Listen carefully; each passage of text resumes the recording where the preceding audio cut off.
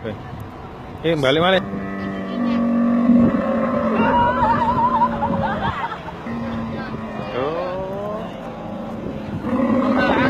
Hudaybiyah ini ceritanya diabadikan di dalam Al-Quran, dalam hadis, di mana saat Rasul berkeinginan untuk mengunjungi kota Mekah melakukan ibadah umrah. Kedatangan Rasul ini diketahui oleh kafir-kafir Quraisy. Ya, Rasul karena yang apabila terjadi gesekan yang diperangi adalah bangsanya sendiri. Rasul memilih jalan tengah, padahal waktu itu kekuatan Islam sungguh besar. Kalaupun masuk Mekah akan dengan sangat mudah sekali, karena kekuatan kaum kafir ini sudah jauh lebih mudah. Tapi Rasul bukan memakai jalan berperang, tapi beliau menggunakan jalur diplomasi. Itu lewat perjanjian. Rasul mengirim Sayyidina Umar, tapi Sayyidina Umar meminta kepada Nabi, jangan saya ini orang yang apabila ditolak tidak ada satupun yang bisa menghalangi saya. Tapi kalau Rasul berkehendak, saya ingin tunjukkan orang yang lebih sabar, lebih bijak daripada saya, yaitu Sayyidina Utsman bin Affan. Kemudian diutuslah Sayyidina Utsman untuk datang menghadap kafir Quraisy di kota Mekah. Dan kafir Quraisy pun mengizinkan, hanya Sayyidina Utsman yang diizinkan untuk bertawaf. Tapi Sayyidina Utsman tidak mau. Saya tidak mau bertawaf sebelum Rasulullah bertawaf. Tapi kafir Quraisy keberatan. Karena apa? Bangsa Arab itu bangsa yang terdiri banyak suku, tapi suku yang paling dihormati, paling disegani adalah suku Quraisy. Karena suku Quraisy nggak mau malu, Sayyidina Utsman tidak diperkenankan kembali. Lama di kota Mekah, bahkan sempat ada gosip Sayyidina Utsman dibunuh di kota Mekah. Situlah akhirnya umat Muslim mulai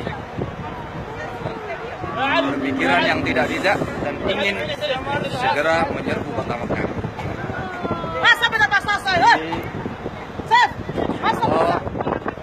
Sallallahu alaihi wasallam dengan saudaranya, akhirnya Sayyidina Utsman bisa kembali kumpul dengan sahabat, dan terjadilah ya ini saat Sayyidina Utsman belum kembali nih, seluruh umat muslim berbaiat yang diabadikan di dalam Quran surat Al-Fatr, itu yang dinamakan Bai'atur Ridwan, perjanjian setia di bawah pohon Ridwan. Itu di dalam Al-Quran diabadikan, innalladzina yubayyi'unaka innama yubayyi'unallaha yadullahi fawqa aydihim wa man nakatha fa innama yankusu ala nafsihi wa man awfa bima ahada alaihi Allah fa sayutihi ajran 'azima. Setelah berbaiat setia dengan Rasul, siap berperang bertempur sampai titik darah penghabisan, tapi Rasul tetap memilih jalur diplomasi. Akhirnya terjadi perjanjian Hudaybiyah. Perlu diketahui, perjanjian Hudaybiyah ini adalah perjanjian gencatan senjata. Tidak akan saling membunuh, tidak akan saling mengganggu selama 10 tahun lamanya. 10 tahun. Jadi Rasul tahu betul gimana tabiat orang-orang Arab itu tidak punya pendirian, sering melanggar perjanjian dia sendiri. Kafir Quraisy bisa memegang janji itu hanya dalam waktu 2 tahun saja.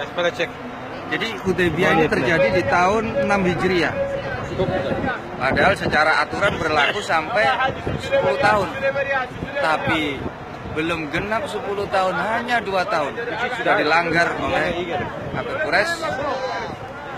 Ini tahun 8 Hijriah. Saat itulah datang waktu yang tepat untuk Rasulullah menggempur kota Mekah. Dan orang-orang kafir Quraisy yang terlibat dengan perjanjian sadar dia telah berbuat salah, dan akibatnya dia harus siap tanggung sanksi hukuman yang siap dia terima dari umat Islam. Jadi mereka tidak melakukan perlawanan. Jadi dengan mudah, inilah yang dijanjikan oleh Allah, yang diimpikan kepada Rasul sebelum Rasulullah datang ke kota Mekah.